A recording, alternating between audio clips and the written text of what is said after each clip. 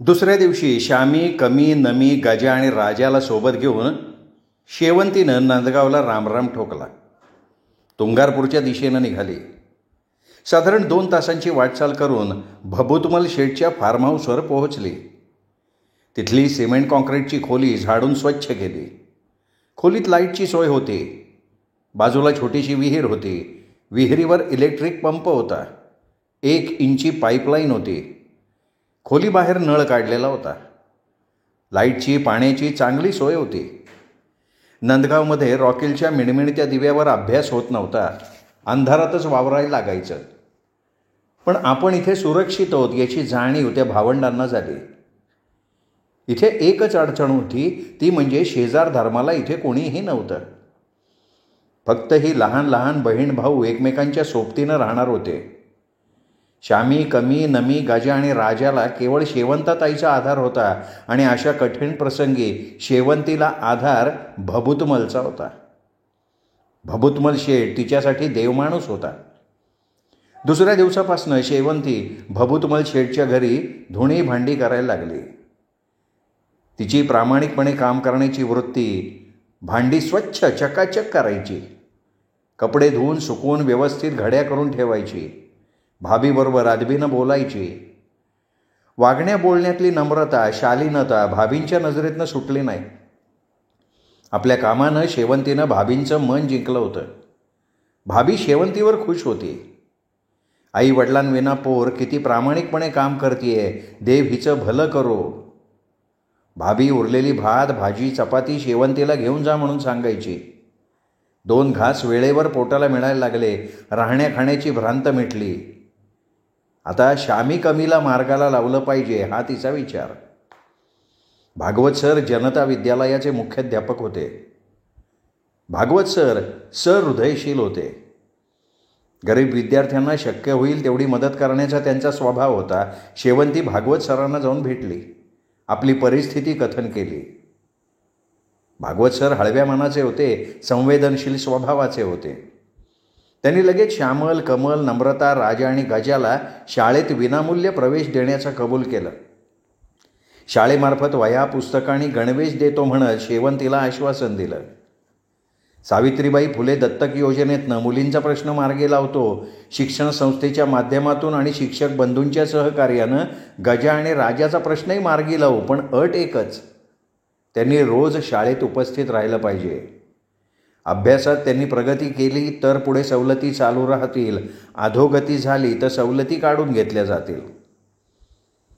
शेवंती, तुझी शिक्षणाविषयीची तळमळ आणि एकंदरीत तुमची परिस्थिती लक्षात घेऊन मी तुझ्या भावंडांना प्रवेश देतोय.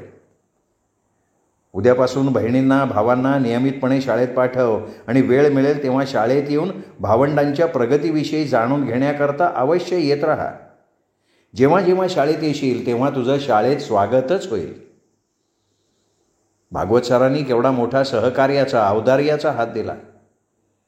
जगात देव माणसं असतात, आपण मात्र त्यांना शोधत गेलं पाहिजे असं शेवंतीला वाटत होतं.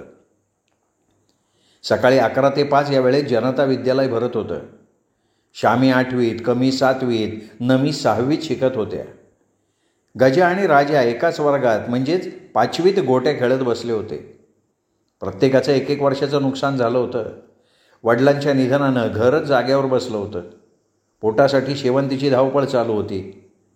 लहान भावंड आजारी आईभोवती कोंडाळं करून बसत होती, त्यामुळे प्रत्येकाचं 1 वर्ष वाया गेलं होतं. पण शेवंतीताईच्या प्रयत्नानं पुन्हा शिक्षणाशी नाळ जोडली गेलेली होती. श्यामी म्हणजे श्यामल, कमी म्हणजे कमल आणि नमी म्हणजे नम्रता. पण नंदगावसारख्या ग्रामीण भागात चांगल्या नावाचं पार वाटोळं करतात, पण कोणाला त्याचं काही वाटत नाही. तेच नाव अंगवळणी पडतं.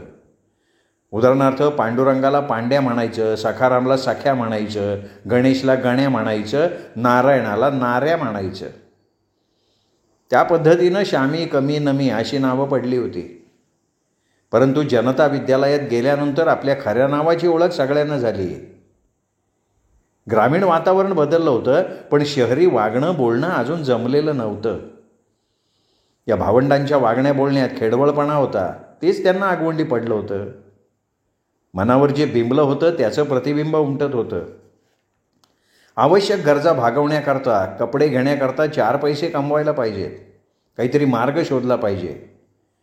पुरुष मंडळींना इतर कामं मिळतात, पण स्त्रियांना मर्यादा पडतात. त्या मर्यादेचं आपण उल्लंघन करायचं. शिकलेल्या बायका विविध क्षेत्रात काम करतात, मग आपणच का पाठीमागे राहायचं? स्टँडवर पेपरवाला असतो, लेमनवाला असतो, खारे शेंगदाणे चणे फुटाणे विकणारे असतात, कोणी बॅटऱ्या विकतो, कोणी पेन विकतो. जो तो हर तऱ्हेनं 4 पैसे कमावण्याकरता खटाटोप करतो, मग आपण का पाठीमागं राहायचं? स्त्री म्हणून लाज बाळगायची गरज काय आहे?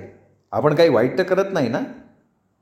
या बाबतीत भभूतमल शेठचा सल्ला घेतला पाहिजे. म्हणून शेवंती भभूतमलकडे गेली आणि म्हणाली, शेठ, मला तुमचा सल्ला पाहिजे. विचार शेवंती, काय सल्ला हवाय तुला? सकाळ संध्याकाळ धुणं भांड्याचं काम झालं म्हणजे माझा बराच वेळ मग बसून जातो. तुमची परवानगी असेल तर बोलू का मी? दबक्या आवाजात शेवंती म्हणाली, अगं बोल ना बेटा, बोल. हे बघ बेटा, चांगल्या कामासाठी मी सदैव तुझ्या पाठीशी आहे.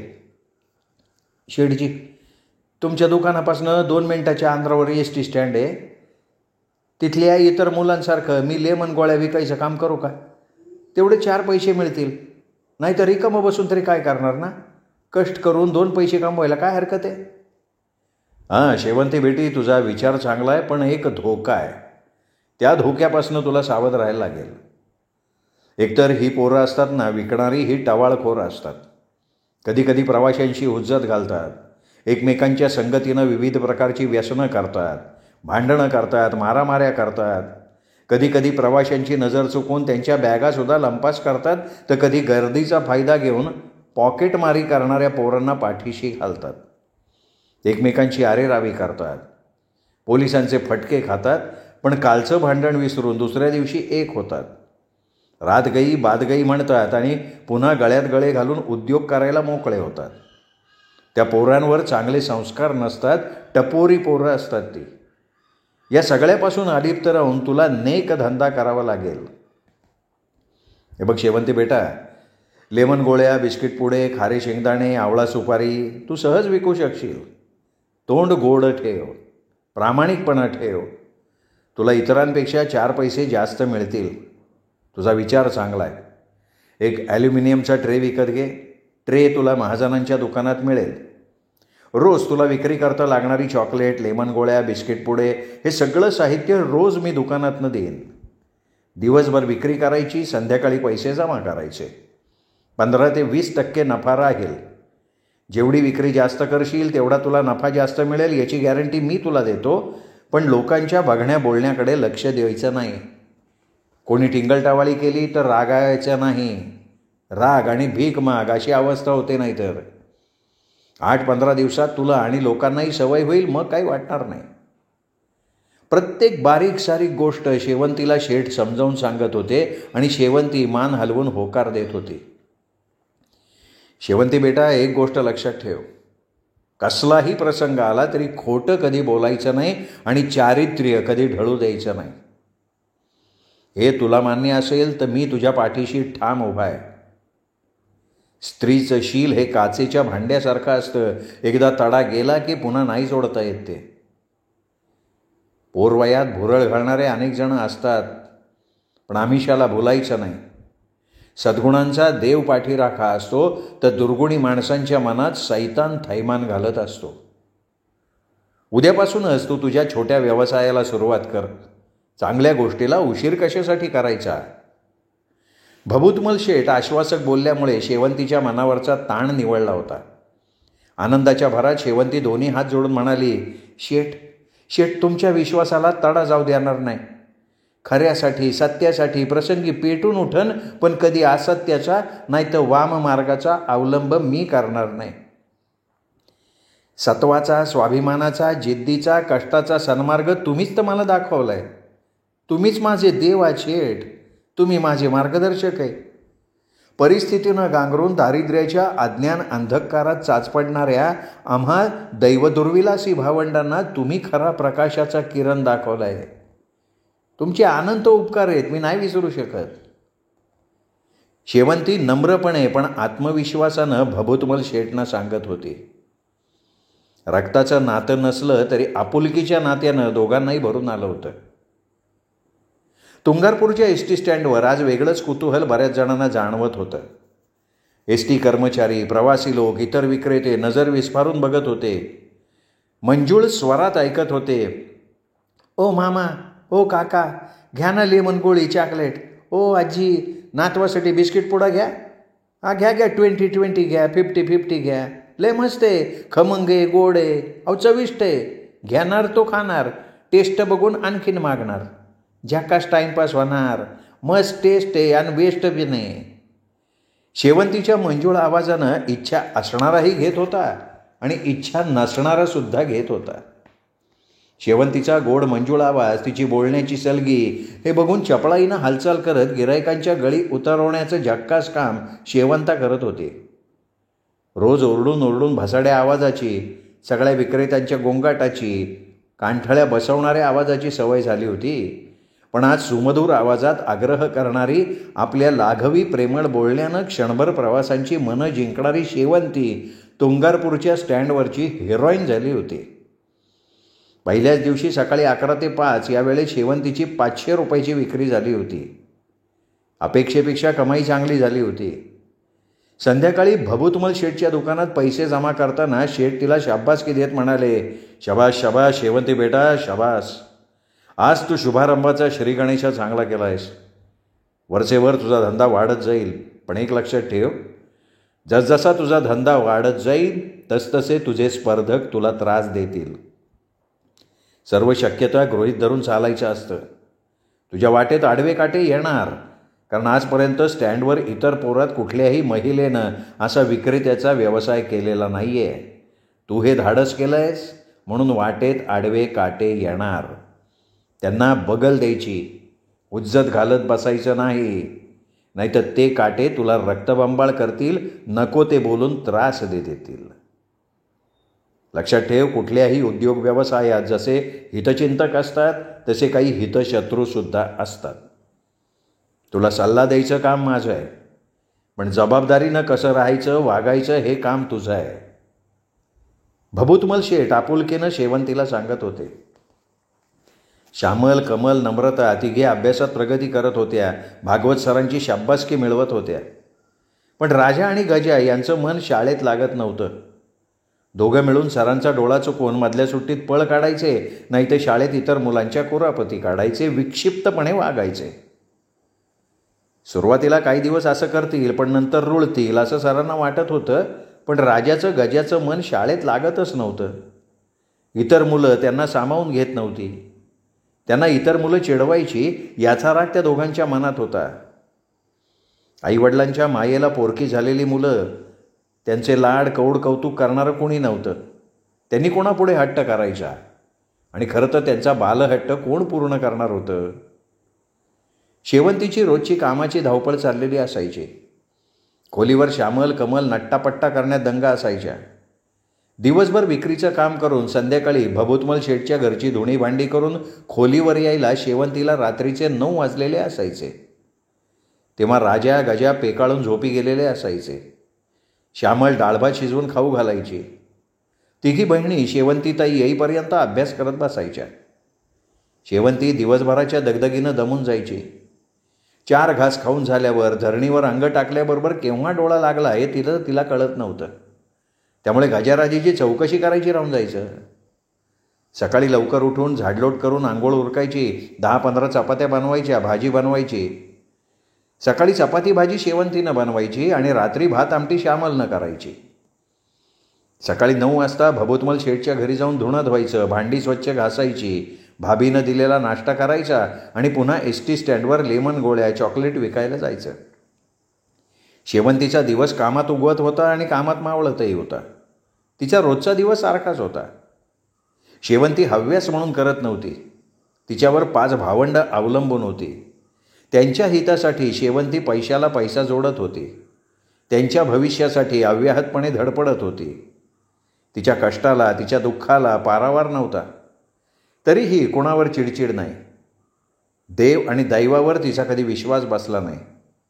अपघातातून वडील वाचले नाहीत, आजारातनं आई वाचली नाही, नातेवाईकांनी काडीचा आधार दिला नाही का मदत केली नाही. त्यामुळे शेवंतीला देवादिकांच्या भाकडकथा आवडत नव्हत्या, किंबहुना दैवावर हवाला ठेवून काही करावं असं तिला वाटत नव्हतं. भागवत सरांनी श्यामलबरोबर चिठ्ठी दिली होती. त्यात गजा आणि राजाचं अभ्यासात दुर्लक्ष, शाळेतनं पळून जाणं, इतरांच्या खोड्या करणं इत्यादी बाबतीत आपण पालक तथापि मोठी बहीण या नात्यानं शाळेत येऊन वर्गशिक्षकांना भेटावं, त्यांच्याशी चर्चा करावी, याकरता आपण भेटून जावं. भागवत सरांची चिठ्ठी बघता शेवंतीच्या तळपायाची आग मस्तकात गेली. तिने राजा गजाला बडवलं. श्यामी कमी नमी शेवंतीच्या रुद्र अवताराकडे बघतच राहिल्या. राजा गजा एका कोपऱ्यात स्फुंदत रडत होते. शेवटी शेवंतीलाच पश्चात्ताप झाला. तिने दोघांना मिठी मारली आणि तीही धाय मोकलून रडायला लागली. श्यामल पुढे झाली आणि म्हणाली, अगं ताई, तू नको न रडू. तुझ्याशिवाय आम्हाला आहे कोण? तूच आमची ताई, तूच आमची आई आणि बाप सुद्धा. अगं आमचं चुकलं माकलं तर तुला रागवायचा अधिकार आहे, प्रसंगी शिक्षा करायचा पण अधिकार आहे.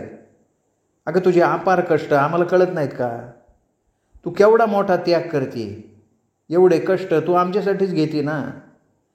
अगं आपले राजा गाजा अजून लहान आहेत, त्यांच्या हातून चुका झाल्या, आता त्यांना सुधारण्याची संधी देऊन बघ. पण तू जास्त त्रागा करून घेऊ नको ना ताई. श्यामी डोळ्यात पाणी आणून ताईची विनवणी करत होती. नंतर कोणीच कोणाला काही बोललं नाही. राजा आणि गजानं कान पकडून शेवंती ताईची माफी मागितली.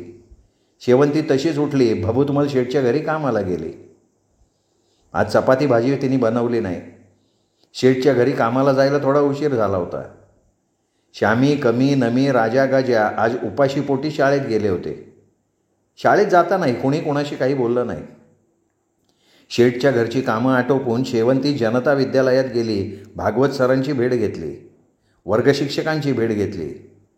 सरांच्या बोलण्यातनं तिला समजलं की आईवडिलांच्या मायेला पोरकी झालेली मुलं मानसिकदृष्ट्या खचतात. त्यांना मायेची, प्रेमाची, आपुलकीची गरज असते. समजावून सांगितल्यावर त्यांच्यात सुधारणा होते, पण शारीरिक किंवा मानसिक शिक्षा दिली किंवा अवहेलना केली तर अशी मुलं कोडगी बनतात.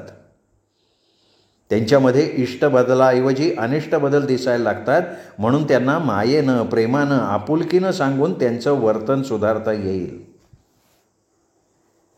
चुकणं, चुका करणं लहान मुलांचं काम आहे, पण त्यांना समजून घेऊन त्यांच्यात सुधारणा कशी होईल हे पाहायला पाहिजे. शिक्षक म्हणून जसं आमचं कर्तव्य आहे, तसं जबाबदार पालक म्हणून पालकांची ही जबाबदारी असते. आपल्या पाल्याकरता थोडा वेळ दिला पाहिजे, त्यांच्याशी सुसंवाद केला पाहिजे. मग आपोआप मुलांच्या वर्तन प्रणालीमध्ये बदल होत जातात. तसं पाहता आता तुमचंही वय अजून परिपक्व झालेलं नाही आहे. काळानं घाला घातला, आईवडिलांचं छत्र हरपलं आणि अकाली प्रौढत्व अंगी बाणवून छोट्या बहीण भावांची जबाबदारी पेलण्याचं काम तुम्ही उत्तमरित्या करताय. राजा गजाच्या उपस्थितीबद्दल थोडा वेळ काढून लक्ष द्या. एकदा का त्यांना शाळेच्या शिक्षणाची गोडी लागली म्हणजे बरंच काही साध्य होईल. भागवत सर म्हणाले. भागवत सरांचं म्हणणं शेवंतीला पटत होतं. केवळ पोटाला खाऊ घालणं आणि अंगावर परिधान करायला कपडे देणं म्हणजे कर्तव्य नाही. माया, कोडकौतुक, आपुलकीनं विचारपूस हे सगळं राहूनच गेलं. धावपळीच्या कामानं जिथं माझं मला स्वतःकडे लक्ष द्यायला वेळ नाही, तिथे भावंडांकडे कसं लक्ष देणार? आणि आईची माया देणं तेवढं सोपं काम नाही आहे. त्यासाठी जन्मदात्री आईच व्हावं लागतं. माझ्या हातूनही काही उणीवा राहून गेल्या असतील, माझं तरी असं काय वय आहे? सर्व बाबी समजून घेण्यासारखं, मला समजावून सांगायला घरचं, दारचं, जवळचं, दूरचं, आपलं किंवा परकं कोणीच नाही आहे. शेजार धर्माला कोणी नाही आहे. अगोदरच लोक म्हणतायत की भूत बंगल्यात राहतायत, भूतासारखे राहतायत, भूतासारखे वागतायत. आपण आपलं तोंड बंद ठेवू शकतो, जगाचं तोंड तर नाही ना बंद करू शकत. पण भागवत सरांच्या बोलण्यात तथ्य होतं. राजाचं गजाचं वय लहान होतं, त्यांना समजून घेऊन समजावून सांगणं गरजेचं होतं. आपल्या क्रोधावर आपणच नियंत्रण ठेवायला पाहिजे होतं. गजा राजाला एवढं बडवायला नको होतं. शेवंतीचं अपराधी मन शेवंतीला सांगत होतं. कुटुंबाची वाढती जबाबदारी, भावंडांचा शिक्षणाचा वाढता खर्च, वाढती महागाई या सगळ्याला तिला एकटीला तोंड द्यावं लागत होतं. भभूतमल शेठच्या घरचं काम करणं, नंतर स्टँडवर विक्रेत्याचं काम करणं, शेवंतीची तारेवरची कसरत चालू होती. एस टी गाडी आली की धावत पळत जायचं. लेमन, चॉकलेट, भडंग म्हणत एस टी गाडीभोवती चक्कर मारायची. थांबलेल्या गाडीत शिरून प्रवाशांना प्रेमळ विनंती करायची. काही प्रवासी गिऱ्हाईक सभ्य असायचे, तर काही तरुण प्रवासी बायका कुत्सित नजरेनं बघायचे, तर काही आंबट शौकीन प्रवासी देताना घेताना नाजूक स्पर्श हाताला करायचे. काहीतरी उगीचच हे कसं देणार, ते कसं घेणार असं म्हणत फालतू टाईमपास करायचे. 5-10 रुपयाचं घेणार आणि 100 रुपयाची नोट दाखवणार. प्रवासी गिऱ्हाईकं अनेक तऱ्हेची असतात, याचा तिला चांगलाच अनुभव आला होता. अरे यार, हे छम्मक छल्लू स्टँडवर आल्यापासून आपला धंदाच बसला की राव. या फटाकडीला बघितलं का गिऱ्हाईक तिला भुलतंय. ती पण त्यांना गोड गोड बोलून भुरळ घालती. तिचा होतोय मस्तपैकी धंदा, आपण बसलोय माशा मारत. या सालीचा काहीतरी बंदोबस्त केला पाहिजे. आपल्या मनातली खदखद भीम्या बोलून दाखवत होता. पक्या, तान्या, जयशा भीमेच्या बोलण्याला दुजोरा देत होते. हाय ना लेका, अरे हे काल परवा स्टँडवर आली, काना मागणं आली आणि झाली का तिखट. मी काय म्हणतो भीम्या, तू हिला चांगला झटका दे, हिचा खाटकाच पाडू. गाडी आली का घोडी उधळती, तिचा चांगला मटकाच बसवू. तान्या फुशारकीनं म्हणाला. नाही, असलं काय विपरीत करायचं नाही. ते भरात आलेलं माझं पाखरू आहे. मी लाईन क्लिअर करतो, तिला नादाला लावतो, एका रात्रीत तिला पटवतो आणि तिला घेऊन मुंबईला पळून जातो. म्हणजे माझा बी प्रश्न सुटेल आणि तुमचा बी प्रश्न सुटेल. अरे रोज माझ्या स्वप्नात येते ती. तिला ना मी माझ्या जीवाचे राणेच करणार आहे. पेद्दड जयशा नशेत बरळत होता. या टवाळखोर होलतार विक्रेत्यांचं बोलणं बाजूला उभ्या असलेला पेप्सीवाला गाणे ऐकत होता. त्यानं जे काही ऐकलं होतं ते सगळं त्यानं शेवंतीला सविस्तर सांगितलं आणि म्हणाला, शेवंतीताई, तू जरा जपून राहा बरं का. हे भडवे काहीतरी कुरापत काढणार आणि तुला त्रास देणार. विशेषतः आहे ना, तू भीम्यापासनं आणि त्या जयशापासनं जपून राहा. प्यादाड आहेत, गांजे कसे आहेत. मी तुला सावध करतोय. माझ्या कानानं जे ऐकलंय ते मी तुझ्या कानावर घातलंय, पण हे तू त्यांना सांगू नको, नाही तर ते मला बुकलून काढतील. अरे गण्या, तू काय किंवा मी काय किंवा ते काय. अरे आपण आपल्या परीनं 4 पैसे कमवण्यासाठी धावतो. आपण सगळे सारखेच आहे की. आपल्या सगळ्याची सुखदुःख बी सारखेच आहे. आपण श्रीमंत असतो, नाही तर जहागीरदार असतो, तर असं स्टँडावर वरडत फिरलो असतो का. अरे आपण समव्यावसायिक आहे. आपल्यात एकी पाहिजे. आपल्यात दुही पडली ना तर त्याचा फायदा इतरांना होतो. आणि बघ, ज्याला त्याला आपापल्या प्रारब्धानुसार मिळतंय. कुणी कुणाचा द्वेष करायचं काय कारणच काय. तुम्हाला सावध केलं ना, बस मी तुझी लय आभारी आहे. कर्कचून ब्रेक दाबत एस टी गाडी स्टँडवर उभी राहिली. कंडक्टरनं गाडी 20 मिनिटं थांबेल म्हणून सांगितलं. विक्रेत्या पोरांनी कर्णकर्कश आवाजात ओरडायला सुरुवात केली. शेवंती गाडीत चढली आणि मंजूळ वाणीत म्हणाली, घ्या लेमन, घ्या चॉकलेट, घ्या, सस्तय मस्तय, घेणाऱ्याची मर्जी, खाणाऱ्याची मर्जी. दिलखुलासपणे चेहऱ्यावर स्मितहास्य करत एस टीतल्या प्रवाशांशी ती संवाद साधत होती. पावशेर दारू पोटात ढकललेला भीम्या एस टीत घुसला. मोकळ्या स्पेसमधनं जाताना शेवंतीच्या पायावर पाय दिला. मुद्दाम जोरात धक्का मारला आणि गुरमीत म्हणाला, टिंगाने, तुला दिसत नाही का मला धक्का मारते का तू. जिरवू काय तुझी. प्रवासी लोक भीम्याचा आगाऊपणा बघत होते. बोलताना भीम्याच्या तोंडाचा उग्र वासाचा भपकारा येत होता. शेवंतीनं आपल्या हातातला लेमन गोळ्यांचा ट्रे गण्याच्या हातात दिला आणि डोळ्याचं पातळ लवतं न लवतं तोच भीम्याच्या कानाखाली तिने जाळ काढला. त्याची कॉलर पकडून त्याला खेचला आणि आवेशात म्हणाली, ए भादाडे टॉन गे, तुला काय माज आला कर. प्रवासी महिला सीटवर बसून म्हणत होत्या, हान हान त्या भाडव्याला, सोडू नको त्याला. गाडीतल्या आवाजानं काहीतरी गडबड आहे हे लक्षात घेऊन स्टँडवरचा ड्युटी हवालदार तिथे काठी आपटत आला आणि म्हणला, चला पहिलं खाली उतरा. ज्या आईला प्रवाशाला त्रास देतोय वे, एकेकाला उचलतो ना आत टाकतो म्हणजे समजन. शेवंतानं भीम्याच्या फताड्या नाकावर एक जबरदस्त ठोसा मारला तसा भीम्याच्या नाकाचा घोळणाच फुटला. भीम्याच्या नाकातनं रक्त आलं. शेवंतीच्या तावडीतून हवालदारानं भीम्याची सुटका केली. माझ्या फाटाकडीच्या नादाला लागतोय, कसा इंगा दाखवला. अरे तिने भीम्याचं नाकाडच आणलं राव. पेताड जायशी अमानातल्या मनात म्हणत होता. त्याला आनंदाच्या उकळ्या फुटत होत्या. धिप्पाड अंगाचा ढेबऱ्या पोटाचा भीम्या स्वतःला तुंगारपूर स्टँडवरचा दादा समजत होता. शेवंतीनं धुलाई केल्यामुळे भीम्याला तोंड दाखवायला जागा राहिली नाही. जो तो भीमाला म्हणायचा, अरे भीमा, त्या पोरीनं तुझं नाकाड हाणाव, तुझ्या जिनगानीचं निस्त्या हलगाटासारखा माजलाय. शेवंतीच्या एका ठोक्यानं तुझ्या डोळ्यापुढं काजवत चमकलं का नाही. त्या दिवसापासून शेवंतीला लोक तुंगारपूरची वाघीण असं म्हणायला लागले. अंगकाठीनं शेलाटी असलेल्या शेवंताची चपळाई, तिची हिंमत आणि अन्यायाविरोधात तिची प्रतिकाराची क्षमता बघून लोक तिचं कौतुक करायला लागले. भीमा झाल्या प्रकारानं 2 दिवस स्टँडवर फिरकलाच नाही. शेवंतीची चूक नसताना आपण नको तो उपद्व्याप करायला गेलो, त्याची शिक्षा 4 चौघात मिळाली.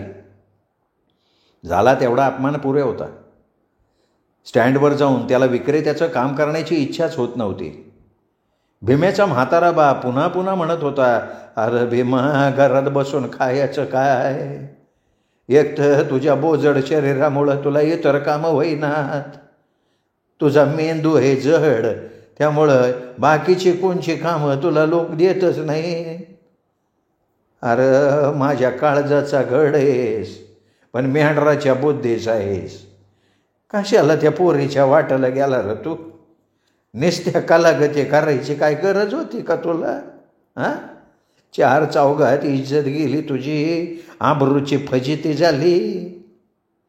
अरे गड्यासारखा गडी, धिप्पाड गडी, पण पोरीचा मार खाल्ला. आता नागिनीच्या शिफ्टी उपाय दिले हो, ते डसणारच की. तिचं तरी काय चुकलं होतं सांग.